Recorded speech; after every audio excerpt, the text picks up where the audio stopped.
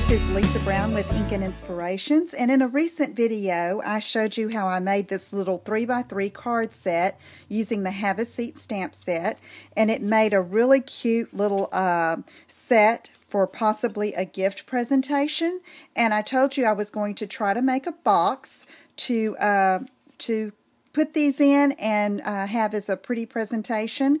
And so I searched around for different types of boxes for 3x3 cards, and I found one that I liked and tweaked, and so let me show you what I came up with.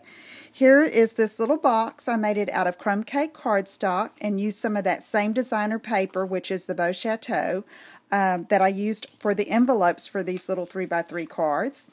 And it has a little flap in the front here, and I used 2 antique brads for the closure, and you can see that these fit in there. These are 4 cards and 4 coordinating envelopes, and they just slip right in just like that, and that closes up really easily.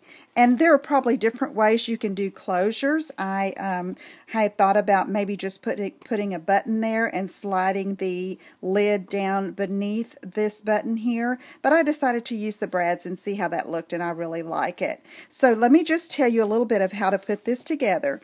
I made a template, which I like to do when I'm making boxes so I can save it for later reference. And I started with a sheet of 8.5 by 11 crumb cake cardstock, and I cut it down to 10 by 7. Okay, and this is the template to show you what parts I cut off. But first I scored it on my Simply Scored scoring tool on this long side at 1 1/4, 4 3/4, 6 and 9 1/2. And then I turned it and scored at 1 1/4, 4 3/4, and 6. And then you can see when I line this up the areas that I cut off that were excess. Okay, and so I have that to make for later.